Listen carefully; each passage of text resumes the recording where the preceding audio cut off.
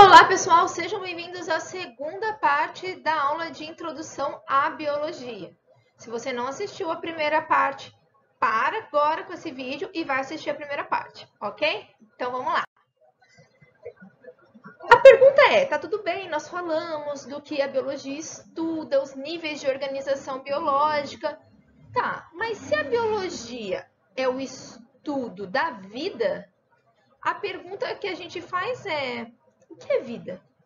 Ok? O que é ter vida? Então, eu sempre coloco esse slide para os alunos e a gente vai fazer uma reflexão, né? Se a gente estivesse no presencial. Aqui temos vários tipos de seres vivos, ok? Nós temos essas parece cheetos, né? Parece balinha tic-tac. Nós temos as bactérias. Bactéria tem vida. Ser vivo tem vida. Então, se a biologia estuda a vida, a biologia estuda os seres vivos. Então, bactéria é um ser vivo. Um fungo, que é esse cogumelo, é um ser vivo. O Nemo, o peixinho, é um ser vivo. Essas minhoquinhas que vocês estão vendo, que são as anêmonas do mar, são seres vivos, tá bom? Esse aqui é um ácaro, né? O ácaro que fica na gente, fica no colchão, é um ser vivo. Esse aqui é um protozoário que causa a doença de Chagas, que nós vamos ver também. Aqui é uma alga, aqui não preciso nem falar. E aqui é uma árvore, uma planta. Tudo que vocês estão vendo aí neste momento que eu falei para vocês é um ser vivo, né? Então, se ele é um ser vivo, ele é dotado de vida. Mas o que é vida? Quando eu faço essa pergunta em sala de aula, né? O que é vida? O que é um ser vivo? É muito comum os alunos me responderem, né? Que ser vivo é todo aquele ser que nasce, aqui, né? Cresce, reproduz e morre. Isso é uma definição muito comum, principalmente no ensino fundamental. O professor do fundamental vai falar que todo ser vivo é aquele que nasce, cresce, reproduz e morre. Mas será que é tão simples assim definir a vida? Vamos lá. Essa aqui é uma bactéria. A gente chama essa bactéria de célula-mãe. Nós vimos na primeira parte que a bactéria é um ser vivo de uma célula só. Como que a bactéria se reproduz? A bactéria se reproduz se dividindo em duas. Então, essa célula-mãe vai se dividir em duas e formar a célula-filha, duas células-filhas. Então, a célula-mãe deixa de existir para dar origem às duas células-filhas. O que seria morrer para essa bactéria?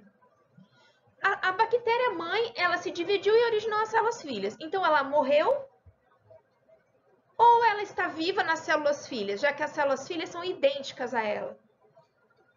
Se ela está nas células-filhas, então a bactéria não morre. É isso? Seria que é tão simples assim? E os seres humanos que não se reproduzem? Eles têm até um potencial, mas não se reproduzem. Não seriam chamados de seres vivos? Será que é tão simples assim definir que todo ser vivo nasce, cresce, reproduz e morre?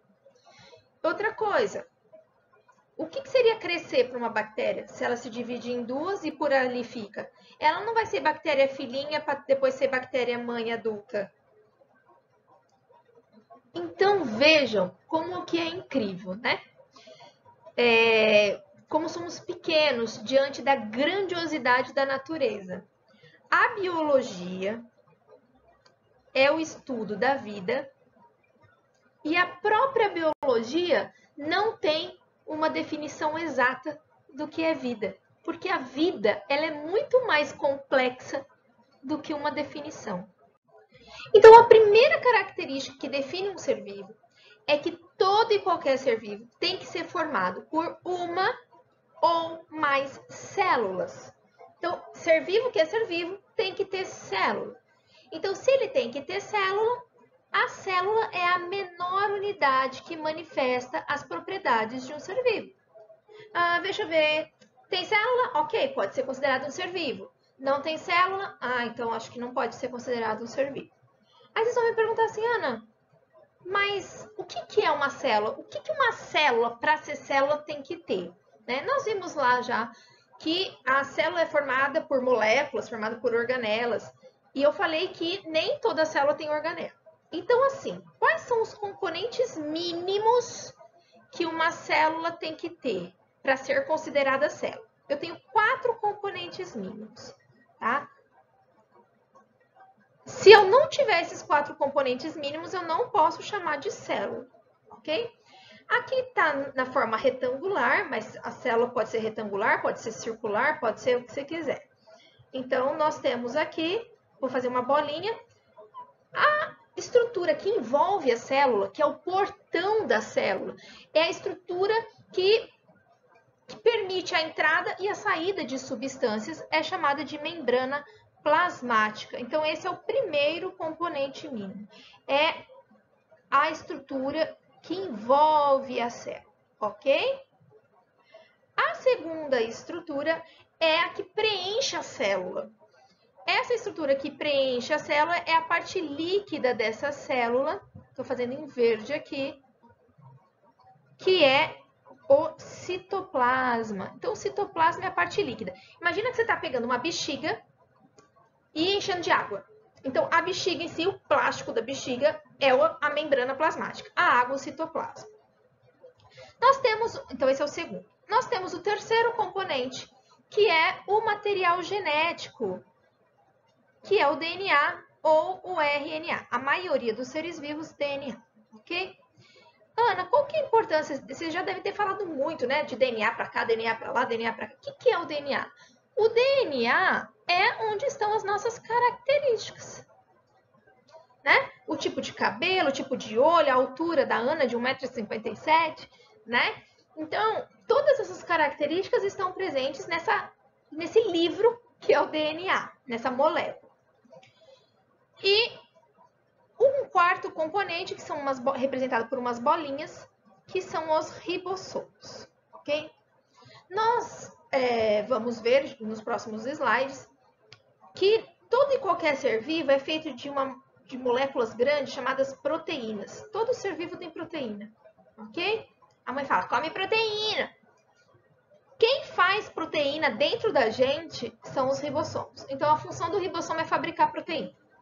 A gente come a proteína, digere e dentro das nossas células faz a proteína de novo, ok? Então, uma célula, para ser célula, tem que ter esses 4 componentes mínimos. Segunda característica é a unidade química. O que é a unidade? A gente percebe que todos os seres vivos são formados basicamente pelos mesmos tipos de elementos químicos. O que são elementos químicos? São os átomos, tá? Lá na química, vocês vão ver que existe mais de 90 tipos diferentes de átomos, de elementos químicos. Muito mais, 100, nem sei. Os artificiais agora eu nem sei qual que chegou. Vocês vão ver lá com a Marilise e com o Rafael, tá? Só que, dos mais de 90 tipos de elementos químicos diferentes, os seres vivos são basicamente formados por 6 deles. O C, que é o carbono, o H, que é o hidrogênio, o O, que é o oxigênio, o N, que é o nitrogênio, o P, que é o fósforo, e o S, que é o enxofre. A gente chama isso, para decorar mais rápido, é o CHOMPS. Então, vejam que a gente está representando os átomos aqui como se fossem bolinhas. As bolinhas têm cores coloridas, porque são átomos diferentes.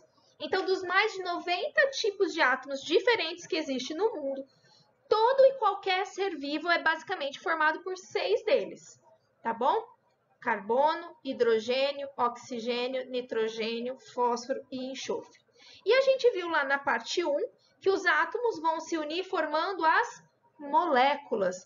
Então, olha que molécula linda aqui, ó, formada na união de carbono, hidrogênio, nitrogênio e oxigênio. Tá?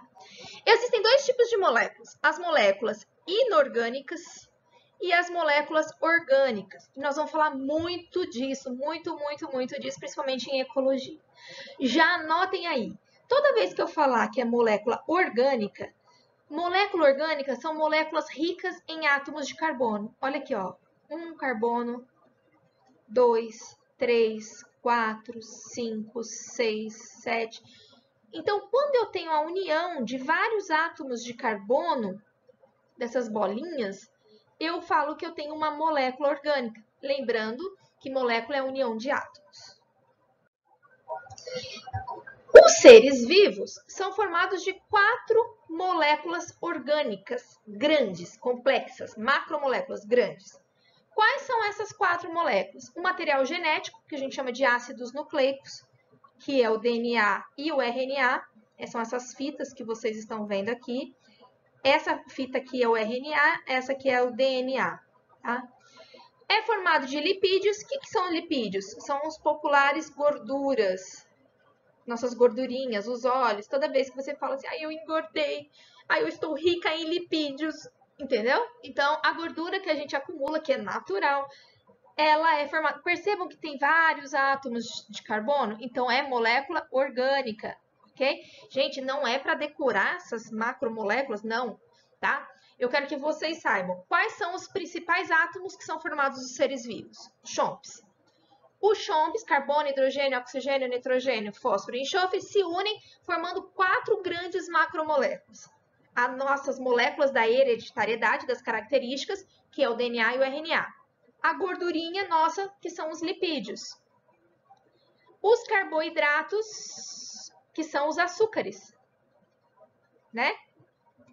Nós somos formados de açúcar. E as proteínas, que eu já falei para vocês. Então, os CHOMPs, os átomos, se unem formando essas 4 grandes macromoléculas, ok? Para a videoaula não ficar grande, não ficar comprida e o pessoal reclamar, eu vou parar aqui e a gente continua na terceira parte falando das características gerais dos seres vivos. Até a próxima!